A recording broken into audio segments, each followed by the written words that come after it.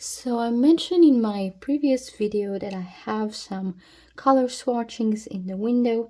In March is gonna be a year since they're waiting, exposed to sunlight. Full disclosure, my window gets sun maybe somewhere around midday, but very intense evening sun. But anyway, here's what I have found. It's not a lot of swatches, but I think the results are very interesting. Since I have the whole range of Sennelier watercolors, I decided to choose especially from this set because you buy so many colors and you wonder, do you need the whole set? And this is what I have. One of my favorite reds, Sennelier red. It's a pigment PR254, and the one piece of paper with a tape is the one that was attached in the window. The other one sat in the drawer. As you can see, very nice bright red pigment, very little change. Camera, I don't know if you're gonna pick this up, but in reality, the one that was exposed, I feel like it's maybe just a little bit cooler, not so much yellow, but minimal changes. So PR254, very trusty pigment. And then I have a few yellows. Just because yellow Sophie seems such a good choice for a middle of the range yellow. Semi-transparent or semi-opaque. Lightfast is on the tube. It says, I guess, not rated. And also we know Aurelian PY40. There's a lot of videos on YouTube exploring the lightfastness issues with this pigment. But I wanted to see for myself, and indeed, these two colors are very problematic. We can see here with the Aurelian, the PY40, this was the piece of paper that was in my drawer, and this one was the one exposed in the window, especially in the lighter value, watered down version. The yellow, it's almost gone. You can see maybe just a faint trace of a grayish pigment. And then in mass tone, slightly grayer, probably more gray in reality, but that's a very, very concentrated layer of color. You probably wouldn't use such a concentrated strength in your painting. I mean, you could, but that's how you would have some yellow left if you expose your paint in the window.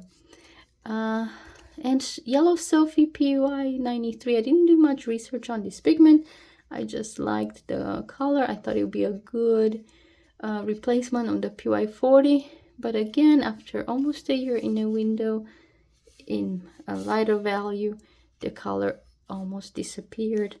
And there's a little bit there in like a medium value, little yellow left. And of course, it didn't gray out in a more concentrated form, but still, if you plan to use it for your paintings and sell them or display them somewhere where you get a lot of sun, yellow Sophie would not be a good option.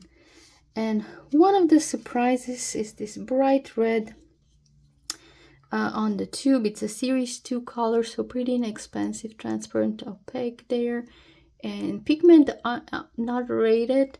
I did some research and some people suggest it's probably PY3, which is it's somewhat a fugitive pigment, but this beautiful red stayed the same. Actually, I have to say, I don't know if the camera catches it, but the one that was exposed, I feel like it got maybe slightly cooler in tone, and possibly even brighter than the one that was initially applied.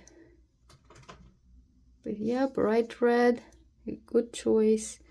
It's a very nice color.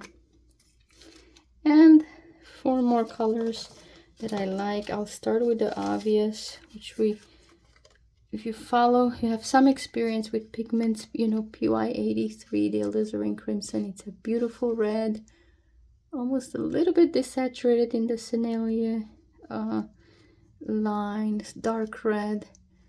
But exposed in the direct sun, you can see in lighter values it's almost gone.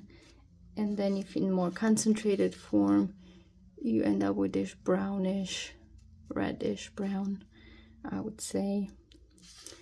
The replacement, and actually this is the one that Sennelier calls Alizarin Crimson, which is a blend of 3 pigments, PR209, PY83, and PY179.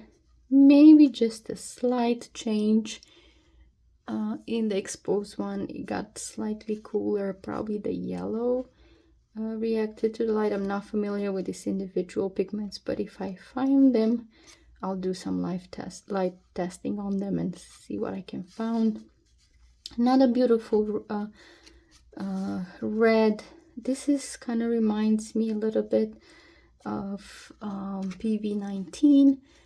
Sennelier calls it Crimson Lake. Another blend of pigments, PR209, PR146, and PR206. So one of them, I think it's Fugitive, probably the nicer one, because once exposed, you end up with this still pretty, in my opinion, reddish brown.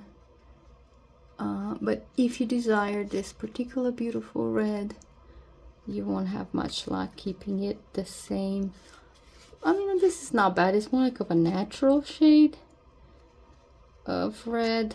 But imagine if you paint flowers or something that you want this pink background, that would not be there after about a year in sunlight.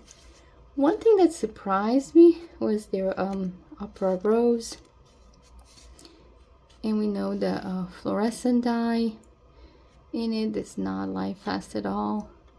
Beautiful neon pink is gone, but still you end up with a very nice pink. Actually, I'll probably prefer using this color. I'm not a huge fan of a neon color, but again, if you use it in the floral or any one that vibrancy, like some of flowers, like fresh petals have, I would say that yeah, that would not be a good choice. But we all know opera rose has this issue. Well, thank you so much for watching this video. Do your own light testing. I love looking at other YouTubers and see their results, and I'll see you in my next video, which I'm gonna try to swatch my Kuretakis.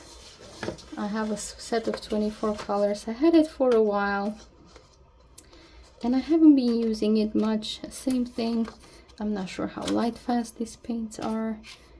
I use them a little bit for some watercolor in my coloring books, but yeah, we'll swatch this out, get them ready to sit in the window for a little bit. Thank you for watching and see you soon.